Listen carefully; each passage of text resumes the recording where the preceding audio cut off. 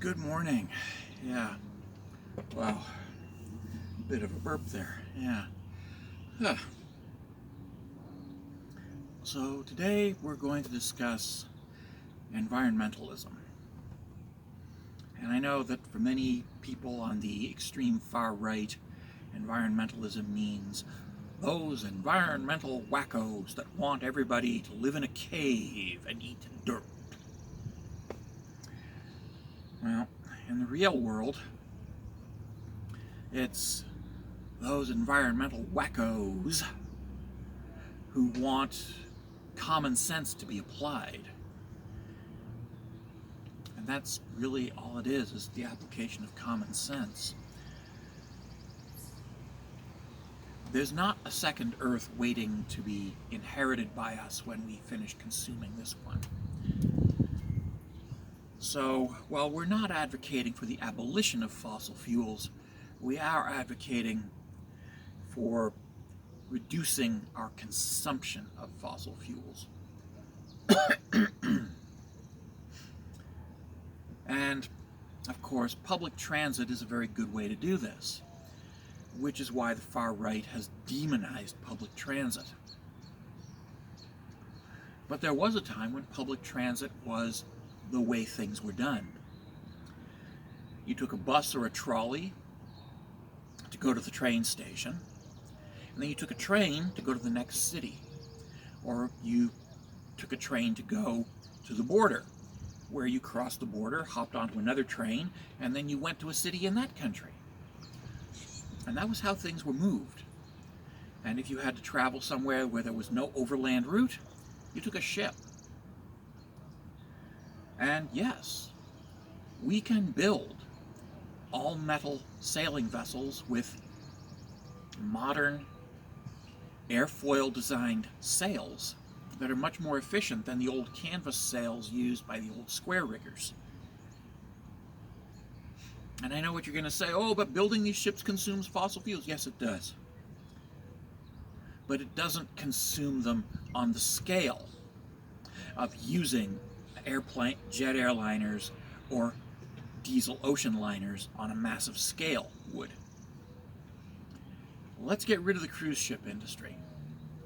Scrap them and repurpose the hulls for passenger service back and forth between Halifax and Belfast, between New York and Brest in France, between Vancouver and Tokyo. Let's have sailing ships carry these routes and move passengers along these routes, because we have the technology to sail close enough to the wind that, it doesn't matter. And we don't need to be in Europe within 24 hours. We can afford to take a week to go to Europe.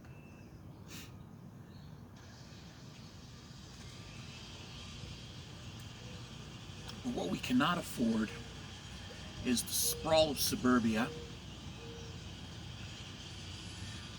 the endless paving of our farmland with ever wider expressways and highways and freeways to carry the volume of private automobiles, and the enormous numbers of gas-guzzling SUVs that are still being churned out to cater to people who don't want to walk the block and a half to their corner store to buy their super big gulp drink and their sugar snacks.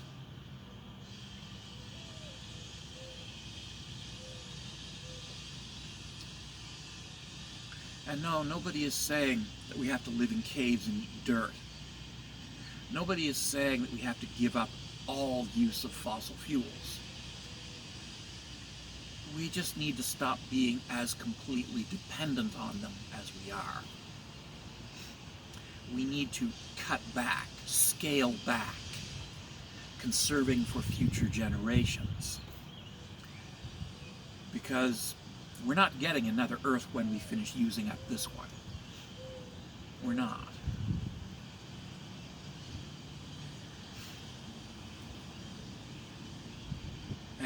It's true, we do not inherit the earth from our ancestors. We borrow it from our descendants. I know this goes against the Judeo-Christian Islamic complex's idea of the earth as ours to enjoy for our own benefit. But let's face it, the Judeo-Christian Islamic complex is also outdated, outmoded, and seriously in need of being replaced by something a little more progressive, a little more sensible, a little more logical. At this point, the cult of Huitzilopochtli makes more sense,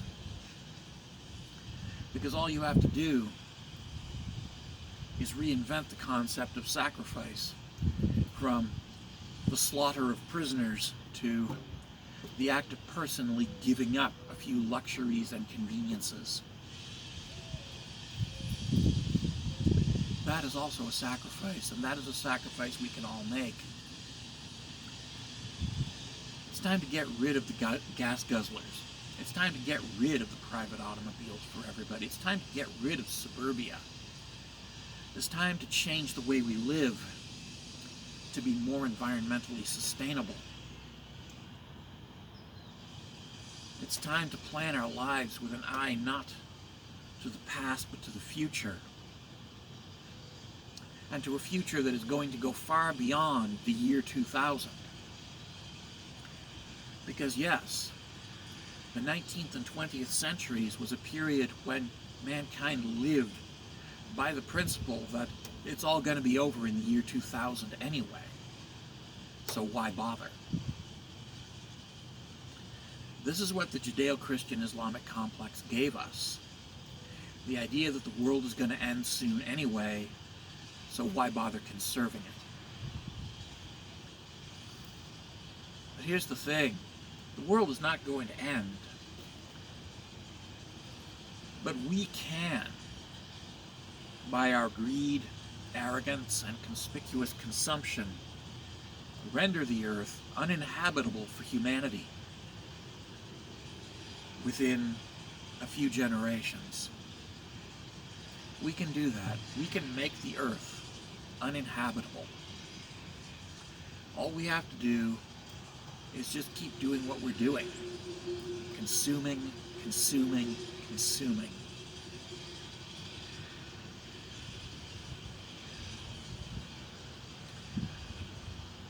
I currently wear much less store-bought clothing than most people do in the Western world. And I don't throw away clothes, I mend them. But we live in a culture, a throwaway culture, where we buy clothing and then we throw it away if a button falls off. We don't sew a button back on, we throw away the whole shirt. If we have a little tear in our pants, we don't patch them, we throw them away and get another pair. And this too, this conspicuous consumption,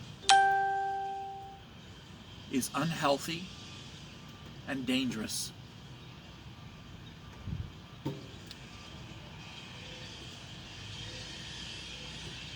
So no, nobody's saying you have to live in a cave and eat dirt. What we're saying is, learn to sew a button onto your shirt. Learn to sew a patch onto your pants. And yes, make the investment to buy a pair of shoes that are going to last a whole year, instead of buying another pair of shoes a month down the road. Is that too hard?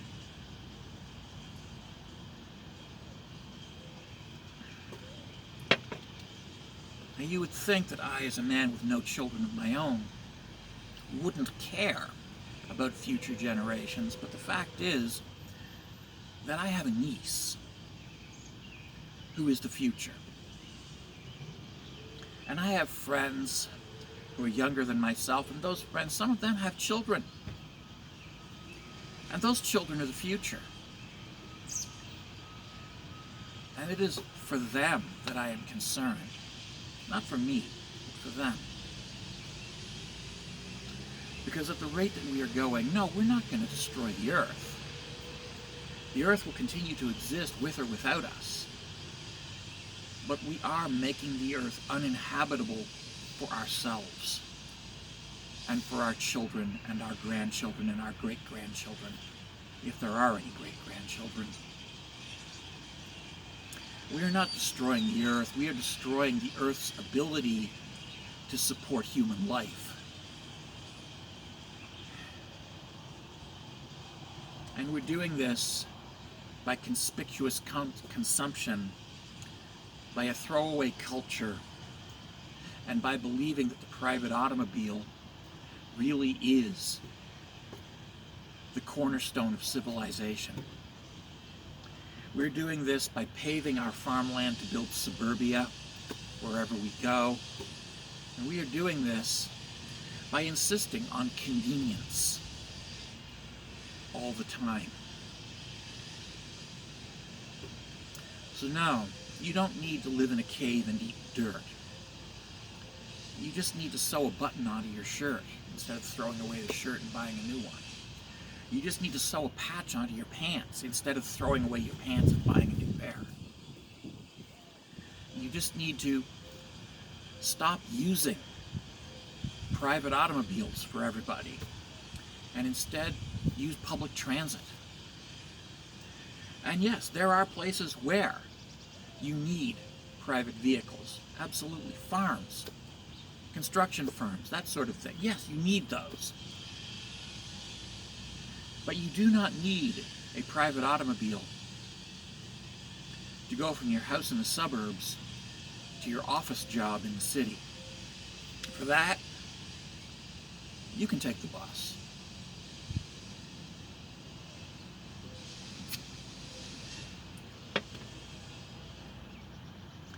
And yes, we need to stop thinking that we need to be able to just hop on a plane and fly to Europe.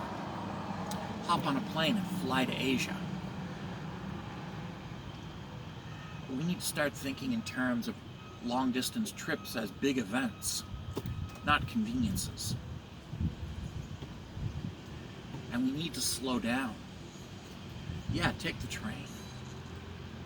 And yeah, sail. Sailing vessels work and consume little to no fossil fuels as they go. And we can do that. We just need to be willing to make the sacrifices ourselves, to give up the luxuries and the conveniences, to give up a life of conspicuous consumption, and to go back to living a life of environmental responsibility. Only a much more mindful life of environmental responsibility.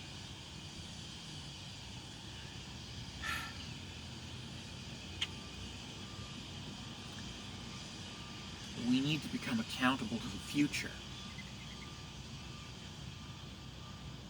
And we need to make those sacrifices, to give up the luxuries, the conveniences, the toys, the privileges, the sense of power that we get from a disposable, throwaway culture of conspicuous consumption.